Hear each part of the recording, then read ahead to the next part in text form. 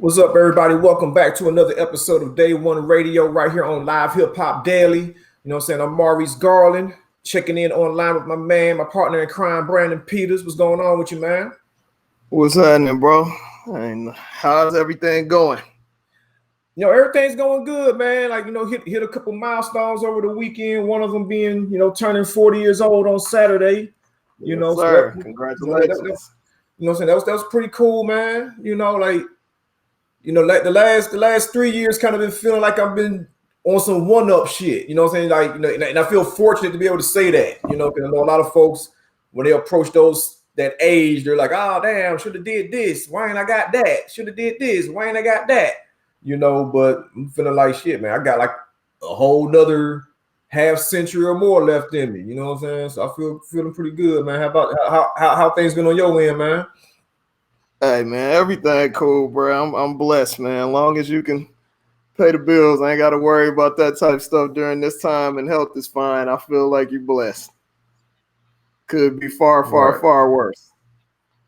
So I wanted to for us to. It's so much going on, and we've had some great guests. Shout out to the people we've had on the podcast the last few weeks. I just wanted us to kind of take it back to the old school, man, and just talk our shit, man, and chop it up about what's going on. I think our supporters like when we do that every now and again. So you want to start on the heavy stuff, or you want to start on the light jovial stuff?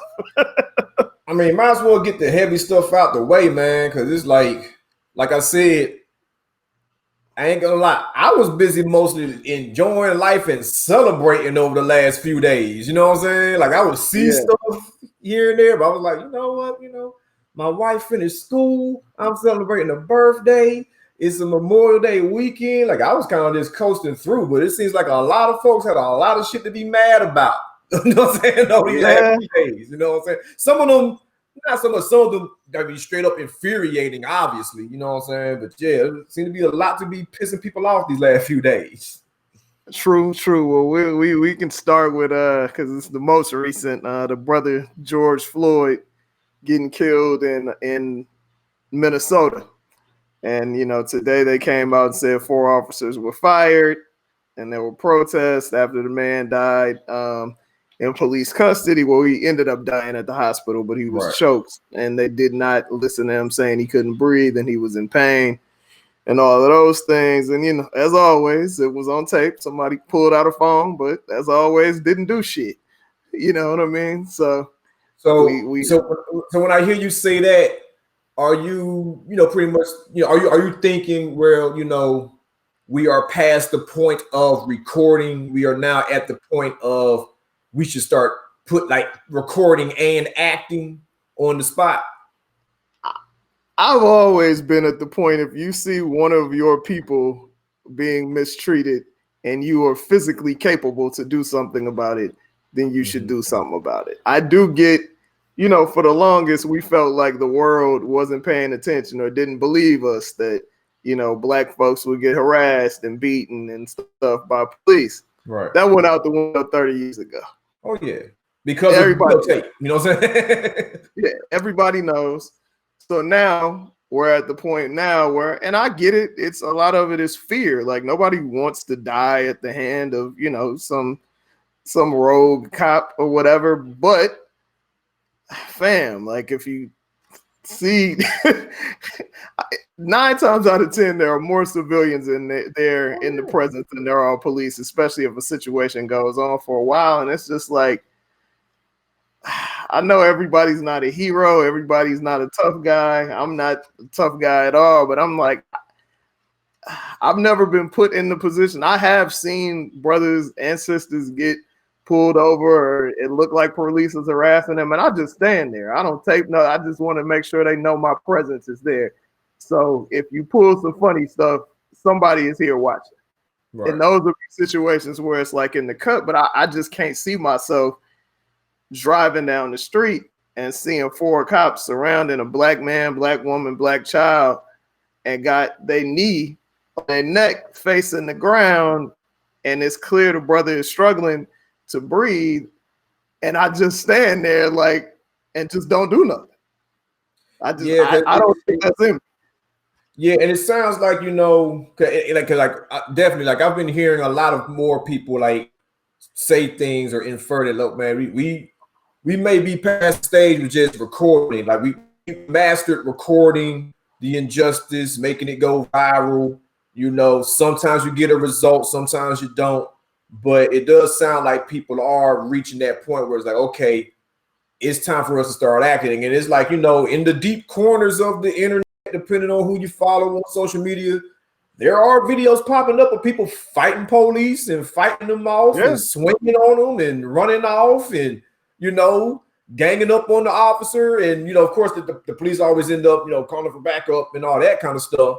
But, people are reaching a point where like, look, man, like we've mastered all the angles. We know how to film the injustice, when are we going to start acting? And it's like, it kind of puts you in the mind of like, because we all have like, militant, friends in our circles and stuff like that. So like, it does put you in the mind of like, damn, man, like folks might really, really need to seriously consider forming some kind of, real life task force or just some kind of defense committee in the vein of, the Black Panthers. Just because, like, I mean, if the police can have their quote unquote backup a phone call away, Black people should be able to have the same too. You know what I'm saying? Like, of course. Go ahead, bro. I'm sorry. It's just like, of course, nobody wants to see a damn armed standoff in the street. You know what I'm saying? Like, oh man, you called the cops, I called the Panthers, and now we having a standoff in the street. Nobody wants to see it kind of in their neighborhood that they got to still live in after whatever happens. You know what I'm saying? But it does seem like, people are reaching that fever point where it's like, yo, man, we thought videotaping it and documenting it was going to get some kind of result. Now, hell, they're staring straight in the camera when we film them doing it. You know what I'm saying? Like, oh, I see you filming. Get my good side. You know what I'm saying? So it's like, what comes after that? I mean, why would you not? If you know that 9 times out of 10, you may do a year in jail at most for manslaughter, and you're gonna walk. Mm-hmm. So, or and that's what it is. Like, these 4 cops were fired, and I posted on one of my pages earlier. I was like, there's a greater chance that all 4 of these cops will have another job in law enforcement in a different jurisdiction, city or state, than it is them doing prison time. Like, they get reassigned. That's exactly what happened. That's exactly what happens. I mean, that happens all the time, and I think a lot of people woke up to that in the case of Tamir Rice, where it was like, yo, man, this dude got fired from 2 other precincts for doing something along the same lines that nobody died from it. You know what I'm saying? And then, like, even with this particular officer in this case in Minnesota, you look up his track record, and he has a long history of assaulting Black people and other people of color. You know what I'm saying? So it's like he like, what I guess it took somebody dying for him to get fired this time.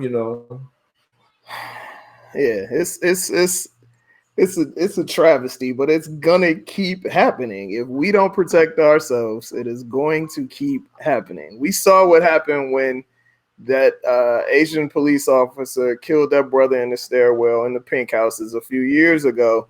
And, I think pretty much everyone who paid attention to the case was like, this wasn't a malicious thing. He shouldn't have been there. He was shook, and he shouldn't have been patrolling that area.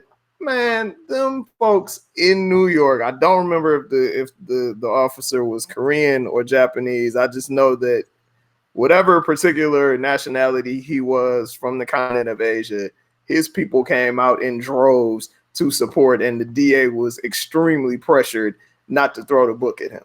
But that doesn't happen with us because we don't have a lobby, and we continue to concentrate on silly shit like whether Barack Obama's painting is put up in the White House or not. Like, there are more pressing things in our community, and we gotta protect each other. We gotta have each other's backs. Like, we have, I'm not gonna say we have the wealth, but collectively we have the economic power. We definitely have the know-how. We built this country. There's nothing that we can't do. there has to be some kind of code that folks stick to, and we got to protect each other. And I mean, you're definitely right, because I'll add to that in saying that, like I wouldn't say that I subscribe to the thought of, like, some folks they believe the only solution is damn near succeeding away from the rest of the damn country. You know what I'm saying? I don't know if that's necessarily the thing. Like, there's definitely some things that we probably need to, like, remove certain systems to have our own, to stand independently on, in some areas. Not necessarily succeed. Like, oh man, we're gonna get a whole other state somewhere. I don't know about that, but we definitely need some more systems in place for times like this. Like, for instance, like, I had a fleeting thought, and I'm still wrestling with it, but like, even in the case of like Ahmaud Arbery, right? And you see how terrible that is. And I'm not going to lie, I get disappointed when things like this happen, one, but equally disappointed when every time it happens, we have the same one lawyer, sometimes two, that is on the scene. You know what I'm saying? It's like, damn, man. So Benjamin Crump is the only, soldier, right, lawyer, whatever you want to refer to him as. He's the only one we got. You know what I'm saying? And even with this case in Minnesota, same thing. It's like, damn, he's a lawyer too. Like, he's the only one we got, and the common denominator is when he is the lawyer, none of these officers are getting prosecuted to the fullest extent of the law.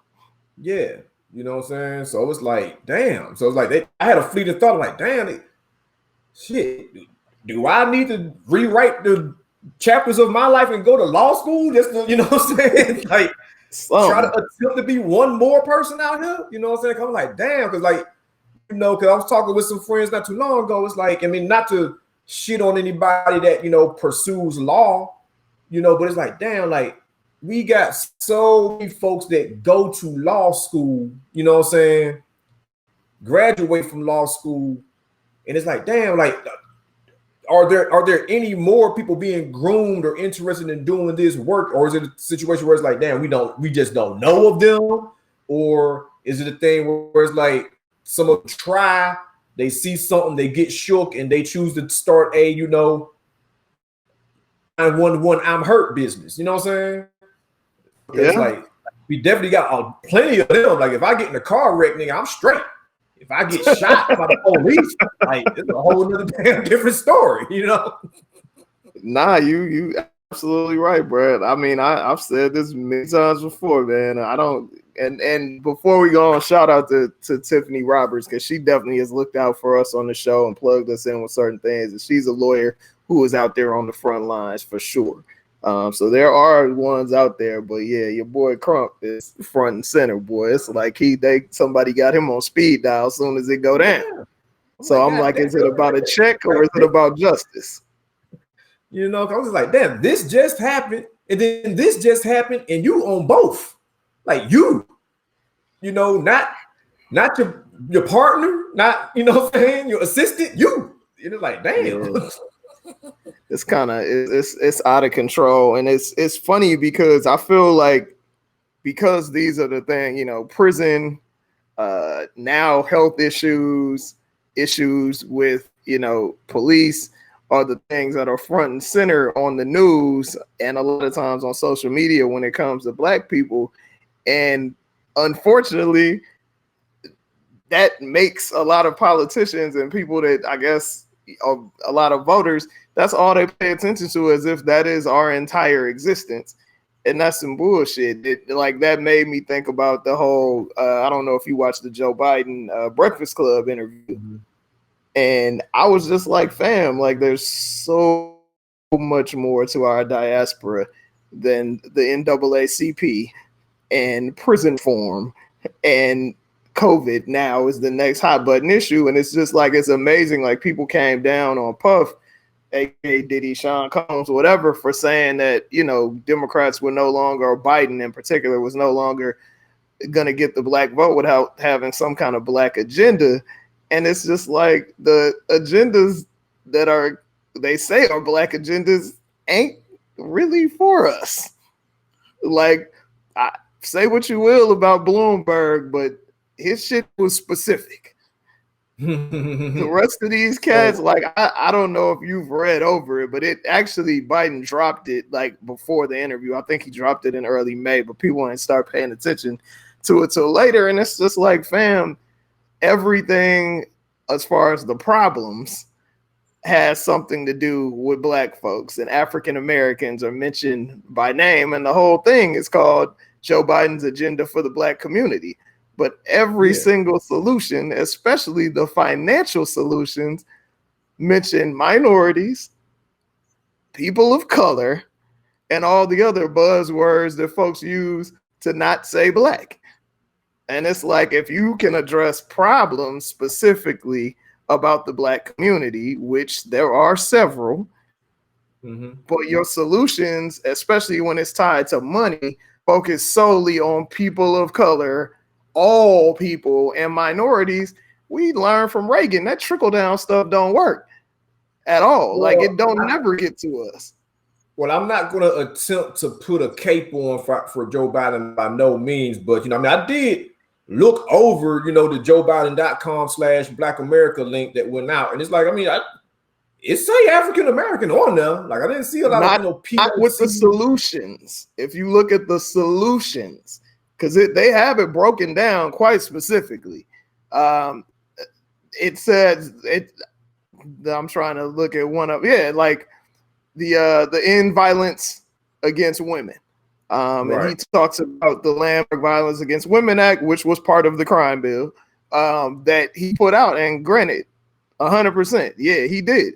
But when it gets down to the solutions, it says he will support the diverse needs of survivors of violence against women by expanding their grants for culturally specific services, yet again, not Black, making existing federal programs for victims more responsive to the unique needs of different communities, everybody, investing in the well-being of adolescent girls of color, Asian, everything but white, strengthening investment in alternative justice approaches, and combating the epidemic of violence against transgender women of color.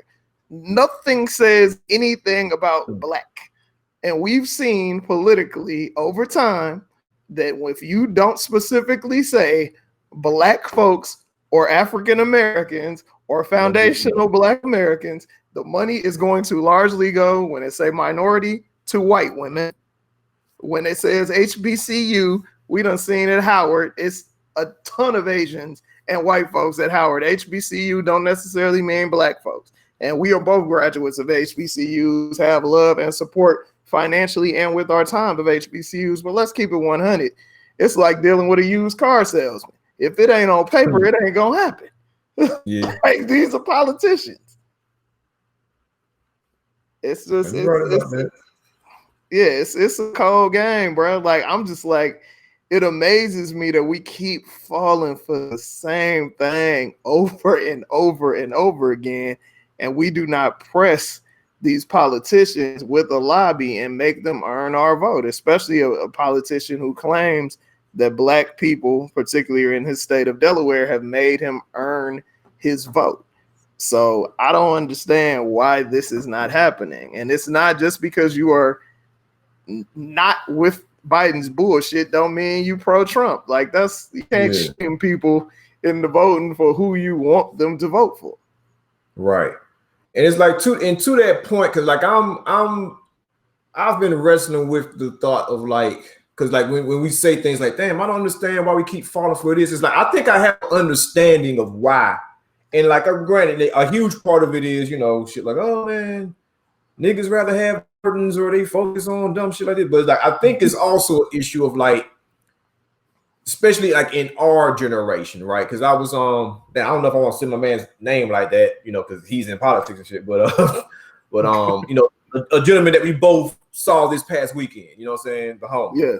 And we was having to talk about like similar things, like, dang, why does it take so long for Black folks to understand certain things as far as like how to move and how to get shit done? And it's like, I'm not sure that in our generation, people are actually setting things in place to groom minds to move in that way. You know what I'm saying? Like in previous generations, people were groomed. You know what I'm saying? It's like when Maynard Jackson becomes the first black mayor of Atlanta, like you were groomed for that. You know what I'm saying? Yeah. And the grooming continues to the point where it's like, damn, we ain't had a white mayor since then. You know what I'm saying? So it's like people are getting groomed. So it's like, I'm not sure if the grooming is that important or prevalent or even happening to that degree anymore, because, you know, people are still having children. People are still going to school. Like, hell, communities are overcrowded. Schools are overcrowded. So like the minds are there.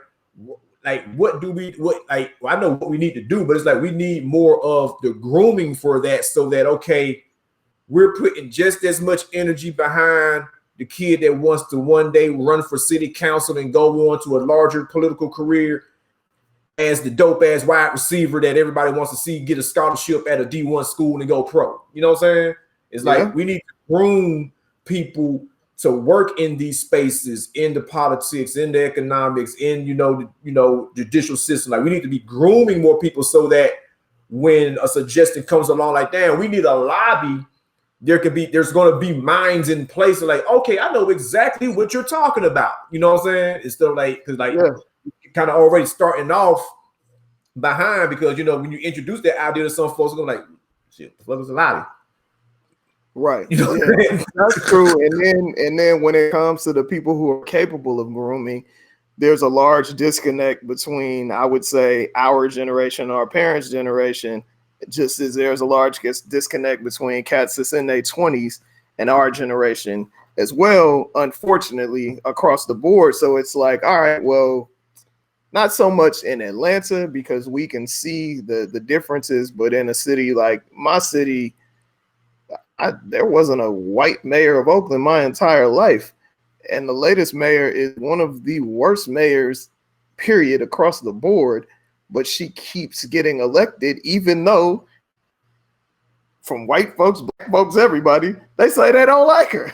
But when they go in that booth, they voting for her. And she messing up people money from the top to the bottom. So it's just like, I don't know who that person would be. Like, we have folks there locally, but it's like you said, these kids, not even kids, young adults, people in their 30s, the opportunities to live a better life lie more so in athletics, tech, fashion, music, entertainment than they lie in being a public servant.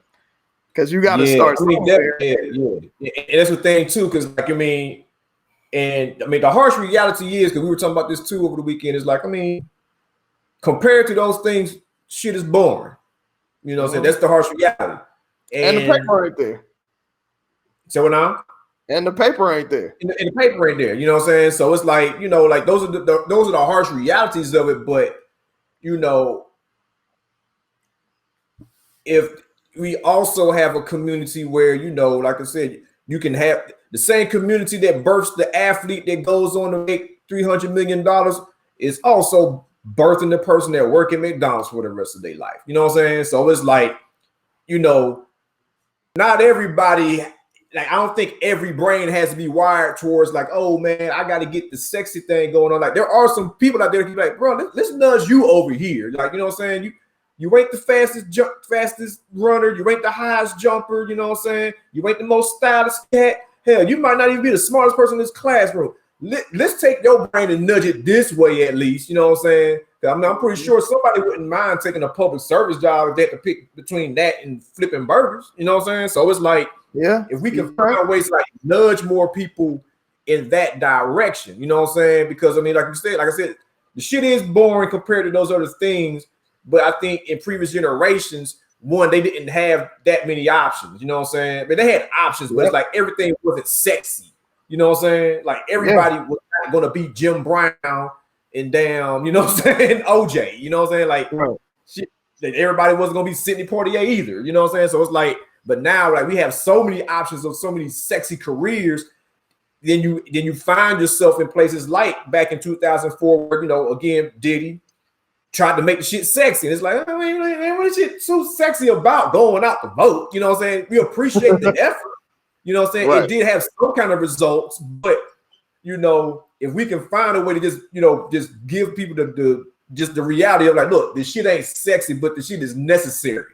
And it's life saving. You know what I'm saying? Yeah, it's like, bro, it's like we need it. I feel like people start with the like a lot of times when people speak negatively of Trump and the federal judges that he's appointed across the board that are highly conservative or whatnot. It's like that's where the conversation stops. People don't explain that these federal judges being in your jurisdiction can mean this, and that. Like those are the things that need to be explained to the layman, because everybody, hey, if you got 2 kids and this and that, you ain't got time to be sitting down reading an hour-long Atlantic article. You know what I mean? Like everybody does not have time to do the research, so and they don't want you to. That's part of the game. Like it's hiding the facts, and it's unfortunate. I probably told this story on the show before. Like I went to go vote. This was like 5 years ago, and these 2 young ladies were like, "Oh, I didn't even know that there was an election today." And I was like, "Yeah, the polling place is literally a block and a half away." And I looked to my left, and out the window, right across the street from our building at the time, there were 2 signs saying when the election was and who was running. And it's like you pay attention to the shit that you want to pay attention to. Right. You know what I mean? You pass this every day just like I do. Now, to a point that you just made, and this kind of might bleed into like another part of conversation. So the judges are equally important. You know what I'm saying? These people that Trump is appointing, like these are the lawmakers. So it's like, what do you say or what do you think about, you know, the notion of like how we were saying earlier, like, you know, when you have the Diddy's of the world and even other very vocal figures in the community saying like, all right, look, our vote ain't going to be for free. One, you got that community or that segment of the population, but then you also have folks that are damn near on some more like, I ain't voting for neither one of these motherfuckers because neither one of them doing shit that I'm asking for. So I'm just going to stay home and hold my vote hostage. You know what I'm saying? Where it's like, okay, now, if we look at what's going on, like we got this guy on this side who is appointing all conservative and damn near alt-rightish judges that are definitely going to impact your life.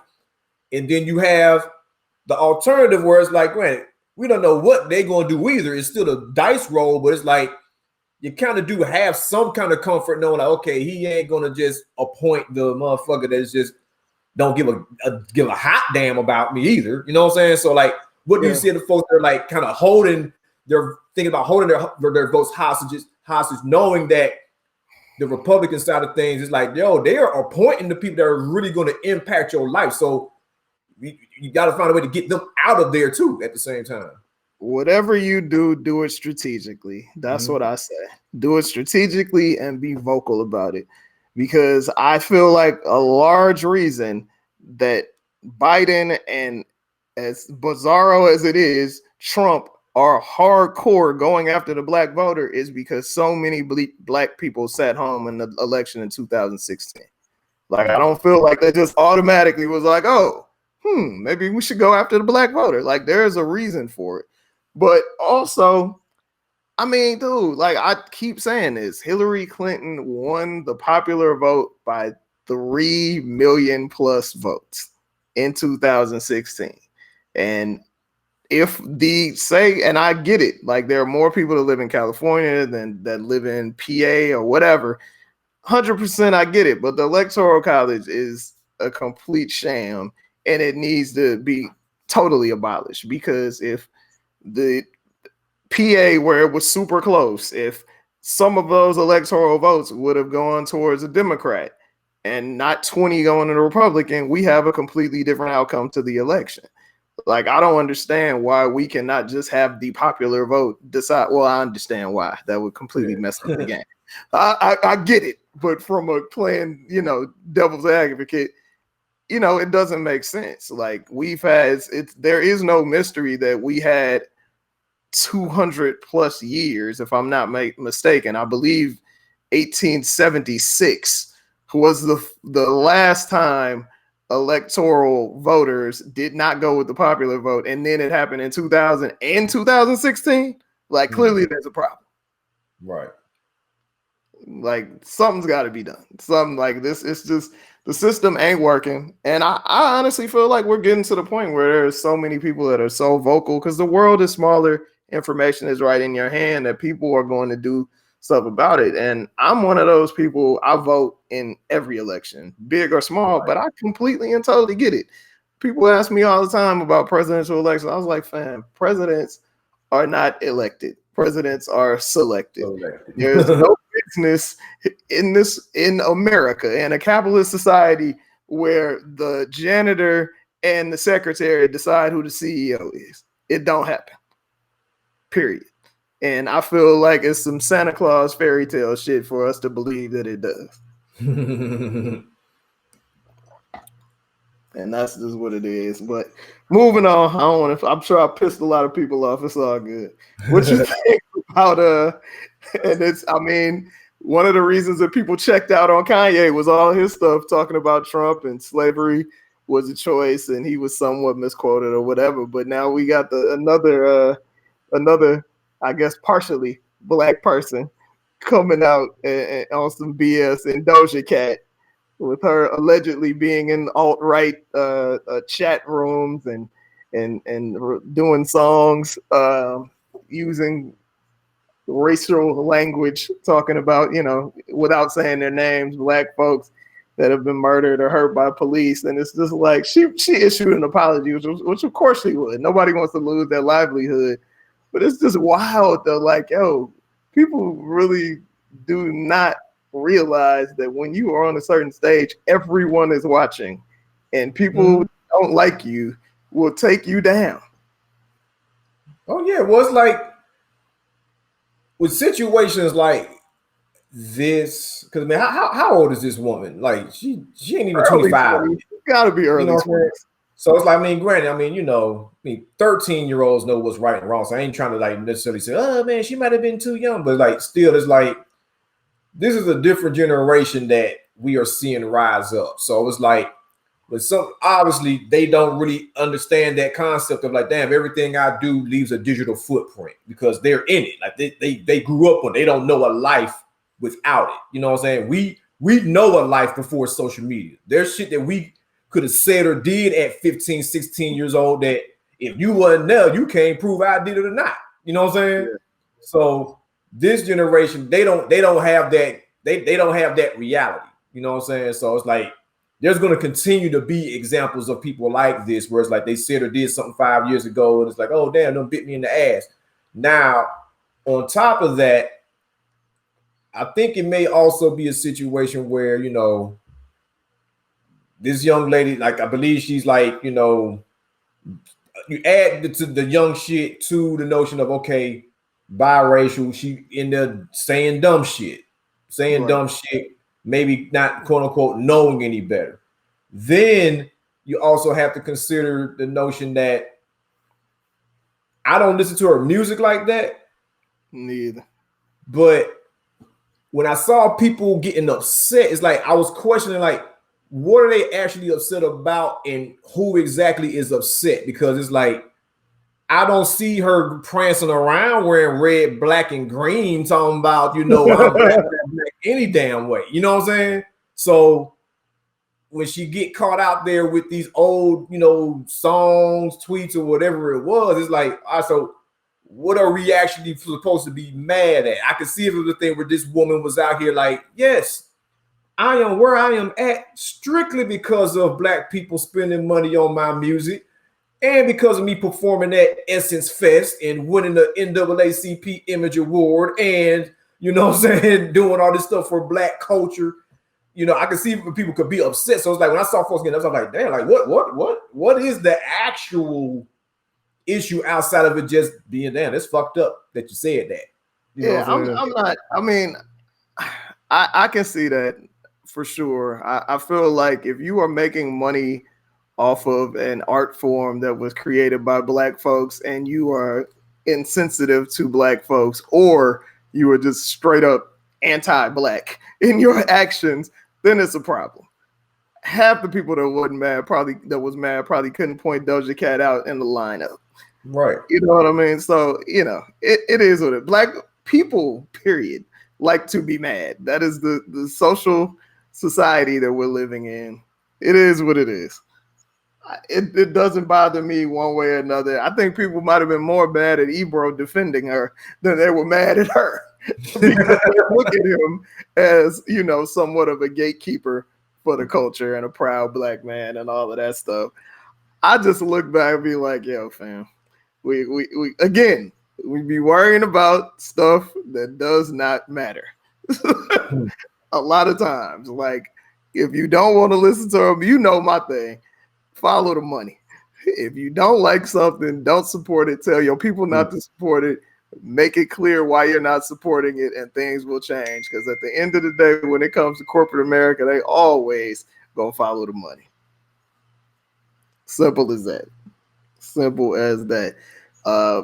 And it's interesting because we are in a weird time right now where it's like, oh, well, this thing is gonna open with these kind of parameters around it, and the NBA may start back up with the World League form, a World Cup format, playing all the games in 2 gyms. It's like, it's always about the bread at the end of the day. But I can say, as I've said several times, I can't wait till sports comes back.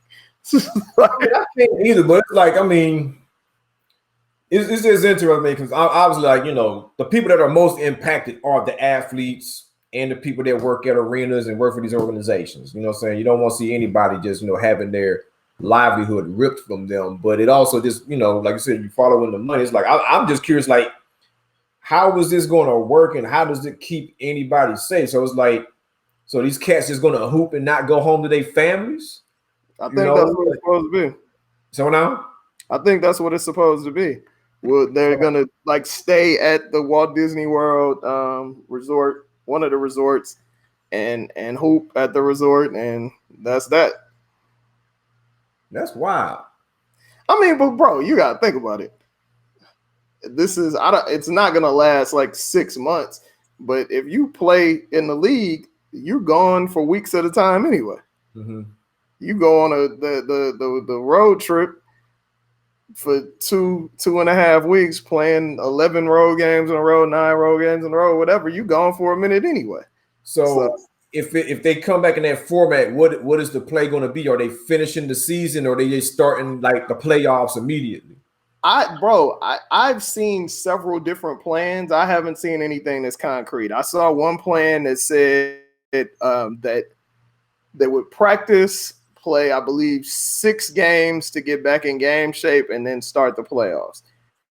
I've seen another, I think Bleacher Report dropped today saying that they may do a World Cup format where it's just the playoff team. So I don't think there's anything concrete. I feel like everybody got all their sources within the NBA and they go with the stories because it ain't nothing else to talk about anyway in sports right now. Because I saw that the NHL actually canceled their season. Like, well, I didn't see that. Yeah, they like I saw like right before we logged on, like NHL said, our shit over with.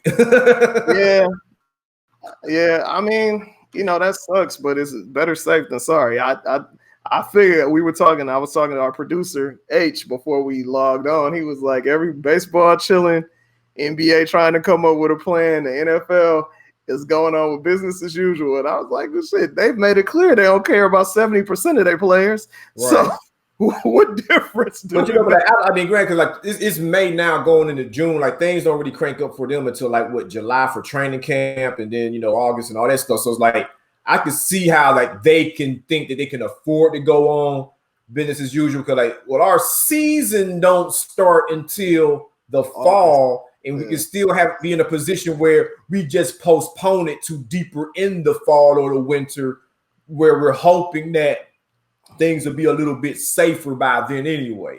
I just thought it was weird that they I don't know about every other team, but the Falcons opened up Flowery Branch, where they training camp and all that, to the workers, but not the coaches and the players. I'm like, what the workers got to do with the coaches and the players? Not reporting. Like, it's odd. I know some of the NBA training facilities have opened up and they like really scale it down, like it's only one player allowed in at certain times and things like that, and that's cool. I don't know, man. I would love to see, like I said, I would love to see some sports. I also don't want nobody getting sick and dying over my entertainment at the end of the day. But it is what it is, brother. It is what it is. Have you been keeping up with the Versus stuff?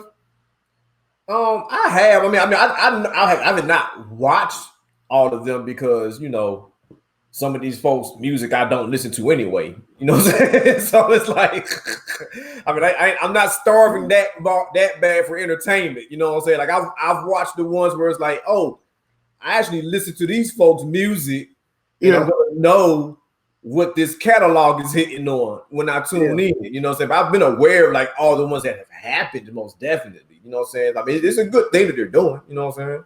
Same. Yeah, I was on the Degrees and Chuck T's podcast last week, and they asked me which one would I like to see, and I was like, I don't really care. Like, they got to get the technology together for me to, you know, for me to really get into it. But thankfully, the Beanie Man and Bounty Killer joint was dope, but they did it in the same room, like Just Blaze and Swizz did early on, which kind of cranked up the Versus thing in the first place, or the format in the first place. I thought that was super dope, and I'm not even crazy into reggae like that, but it was just amazing just to see that energy and people being so excited about it and things of that nature. But that's how it has to be done. Like, I feel like they jumped the gun with this, trying to push things out and give people something to do, and like it went crazy for certain people, and it's like, let's continue to make it happen, as opposed to like owning the format, working with whoever they need to work with to get it completely right. Because right after you had Saturday was the reggae joint, everybody was raving about it. It was like, this is how you do it, yada yada yada. Memorial Day on Monday, Jagged Edge and 112, we was right back to Teddy Riley Wi-Fi. Like, it wasn't that bad. Don't get me wrong. You know what? I think it's also one of those situations where, I mean, granted, we like the sensible thing you would think would be like, okay, we build our own platform to get this done with. But I think it's also a situation where it's like neither Timbaland or Swizz are hurting for anything. So they probably don't feel like, oh, we need to invest actual bread into this thing, you know what I'm saying, where we could potentially be losing some damn money off the shit, because it's like it hasn't been guaranteed. Like, it's guaranteed that people are showing up. Now, if you start investing in a platform to build and saying, all right, man, so we gonna need like about like $5 for y'all to get this link, you know what I'm saying? That's when it's like, you know, damn, man, they like, we doing this for the culture. We ain't really doing it for the bread. So I think it might be a situation like that. I don't think those cats necessarily want to invest too much of their own resources into quote unquote getting it to be pristine. I think they're like, hey, do you want to do this? You available? You got the internet? Cool. Run it. You know, all right, but on the flip side, though, you don't have to charge. Like, they both have the bread and probably have infrastructure in place from other businesses that they do to create a platform or to partner with someone on a platform and do something dope. Because I feel you got the internet, this is free, yada yada yada. But on the flip side, you got to look at it as, we are two people who have deep connections in this business. We've helped make this platform happen. And the biggest thing that's come out of this is Mark Zuckerberg's companies have billions of impressions based on what we did. And Mark Zuckerberg, Facebook, and Instagram don't give a damn about hip hop. You know what I'm saying? But like, to your point, like, I mean, obviously these two brothers are smart. They're doing something exceptionally well and exceptionally right to make it to where they are in this world right now. Everybody that's talented ain't smart. So that's what I was about to get at. Like, I don't know if it's fair to necessarily assume that they do have the connections and resources to make that pop. Because, like, for instance, I've been enjoying the hell out of what Erykah Badu has been doing. Yeah. Erykah Badu has been putting together like really solid, legit online productions. Like, yo, this shit got intermissions. It got different colors for different rooms. Like she's doing some some production. You know what I'm saying? Granted, she has a production unit in the house pulling this off. You know what I'm saying? Right. As far as like how her house is set up, but like I looked up the company that she's doing it with. So like she or whoever, like either was it her, somebody in her camp or whatever, they went and sought out a platform that was in place that's like, yo, we do this, use our platform. It's obviously costing her money because like she charges or like accepts donations, for the production that she's doing. And I've willingly paid. I'm like, yo, like this is dope. Like this is what this is supposed to look like. Like it ain't fuzzy looking, it ain't fuzzy sounding. You know what I'm saying? Like it's like a real legit online entertainment type platform along the lines of, I think it's the same. I believe the name of the company is Maestro, and I think they're the people that's also responsible for like Coachella's live streamings and stuff like that. You know what I'm saying? Like, she's using a real company. So it's like, I've been like, damn, is nobody else seeing this? Why ain't y'all copying after her? If you're trying to, make this shit look fun for real. Bro, that's what I'm saying. Like it's plenty of dude. I by no means do I think I'm a genius, but I know how to employ and call people that know things that I don't know in order to get shit done. And I'm pretty sure they do as well. So I think that's what they did for the Beanie Mind, or somebody on Bounty Killer and Beanie Mind's teams were like, nah, we not doing that crazy stuff. We gotta come with it. So I don't know, bro. It has to get better because I don't think we're gonna be getting big time shows no time soon. I've even heard that South by is not coming back till 2022. I don't see that being a major difference with a lot of these festivals. So somebody is gonna figure out how to step it up, and I hope it's somebody from our culture. You know what I mean? It's gonna be somebody from our culture. It's just that like because we got wonderful people that work at these places. It's probably just not gonna be a quote unquote black owned platform. You know what I'm saying? Because I thought I saw that YouTube did something with like Tory Lanez, like with live concert type joint. You know what I'm saying? So it's like the culture is definitely putting on. The culture is what keeping people from losing their damn mind out here. Because I don't know what Taylor Swift fans are doing out here. You know what I'm saying? I don't know. I get a lot of links for like electronic music and things of that nature and things that they're doing. I haven't seen much as far as the pop audience at all.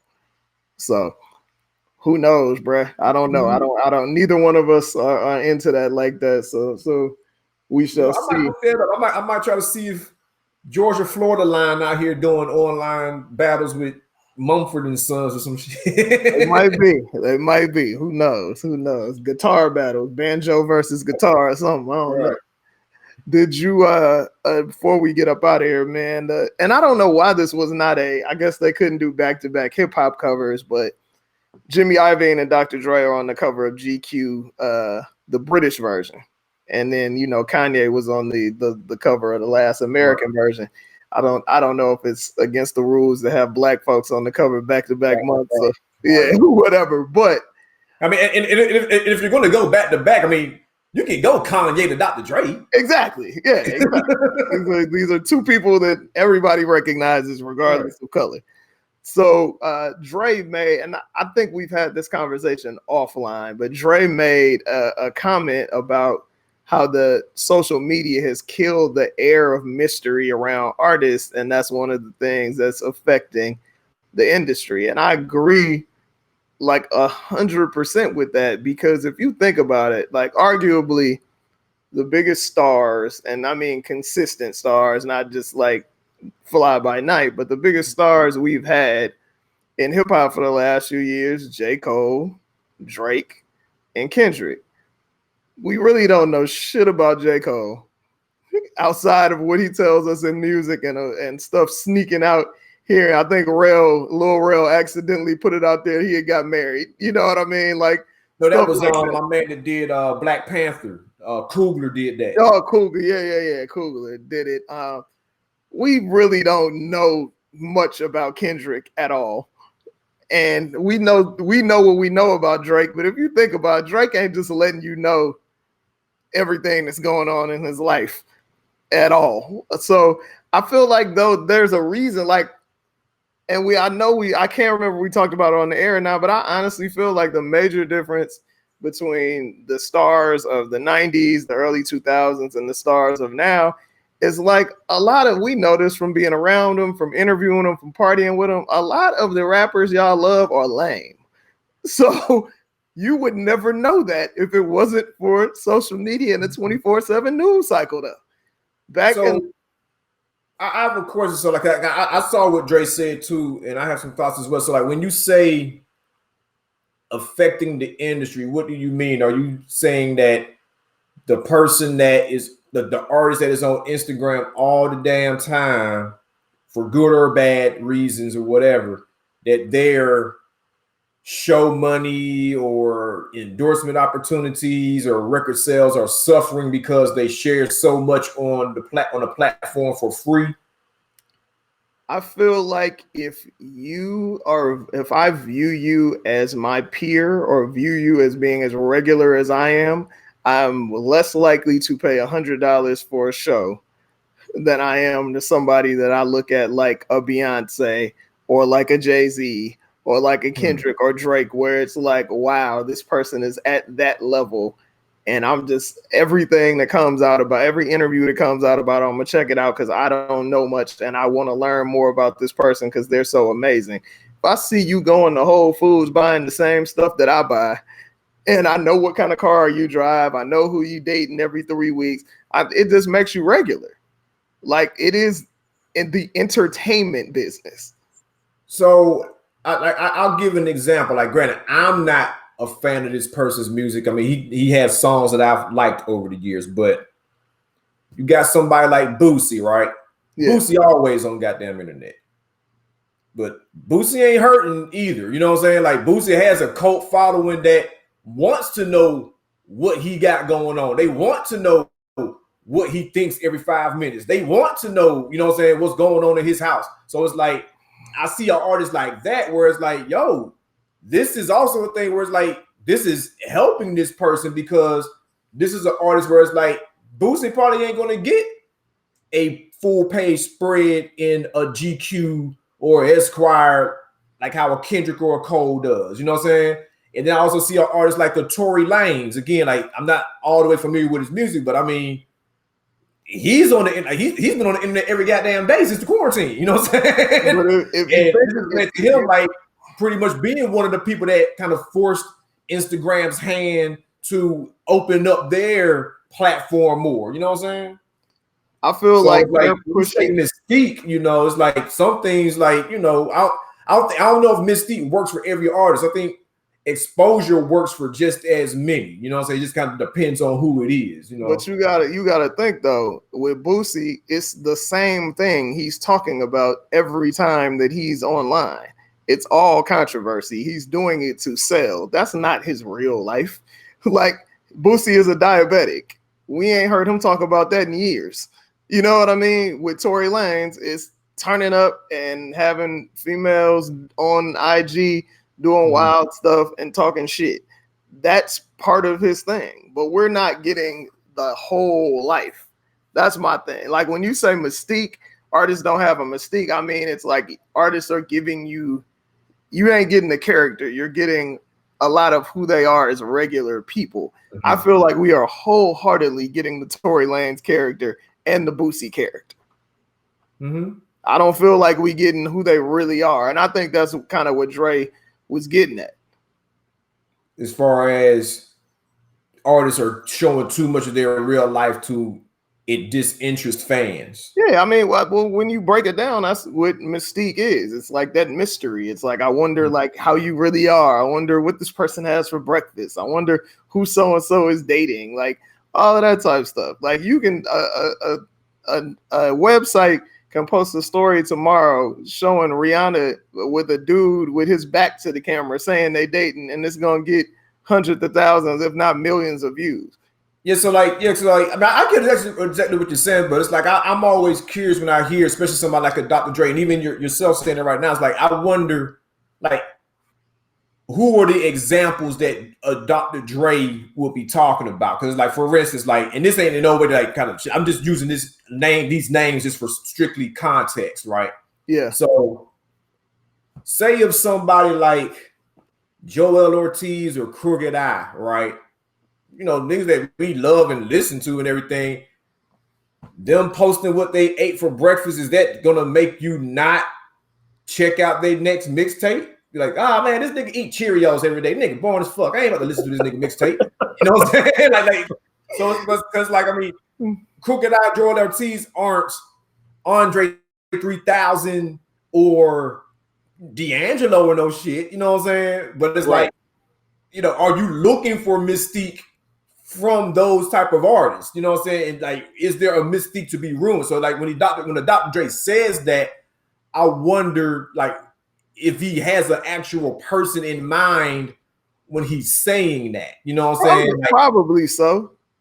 I would think so, and it might be somebody that was signed to him. Like it might be Game, like somebody that just talked too much and constantly in the limelight for the wrong reasons for everything but music. Now he's a prime example, like where it's like, okay, it ain't necessarily like his, Game is a good example because it's like, you know, it's like, God damn, nigga, I ain't trying to see you in your drawers, my nigga. What the fuck? Right,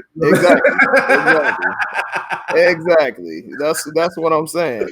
Okay. So yeah, but it's you brought up DAngelo, so like I'm just thinking of somebody who, and I'm not saying that they're equally as talented or do the same amount of great music or whatever, but DAngelo has a mystique, partially because he doesn't drop music often, partially because he doesn't live in LA or New York or Atlanta where there's a constant media presence.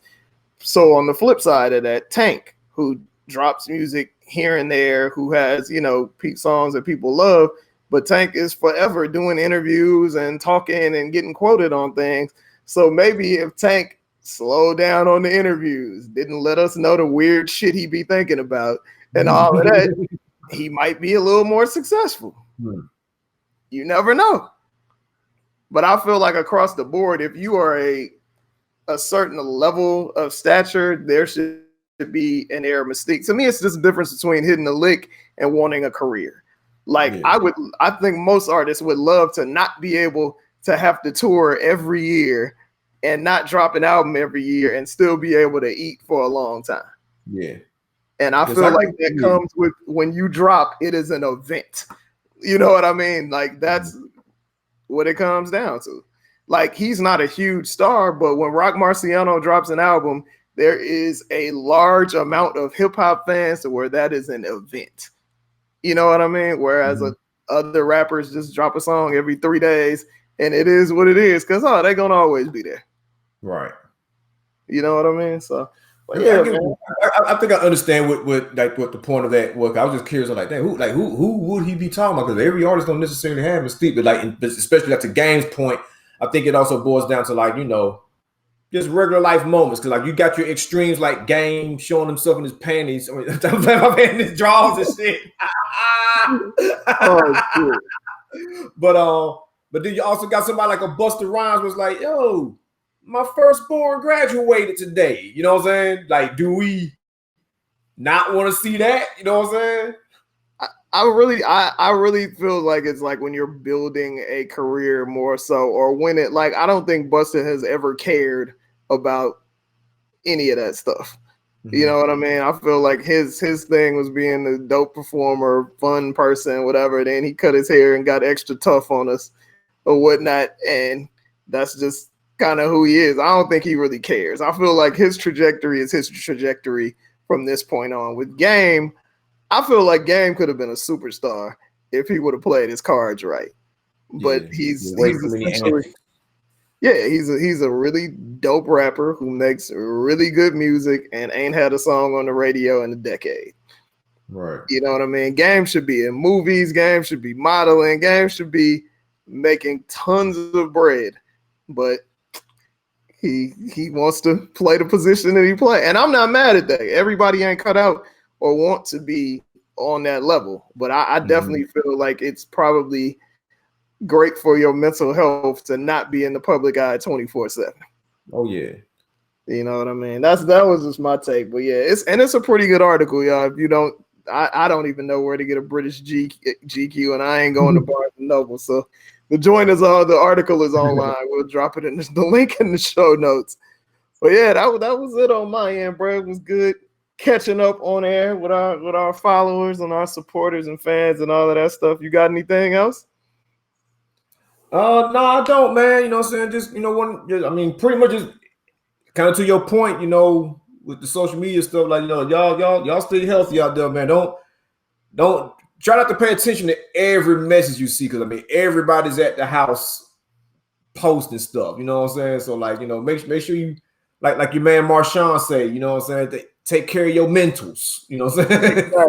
Exactly. Well, we appreciate y'all watching on Live Hip Hop Daily. Make sure that y'all subscribe on YouTube, like the show, rate the show, review the show, all of that. And make sure you do it on your favorite podcast platform as well. And we'll see y'all next week with another dope show. Peace.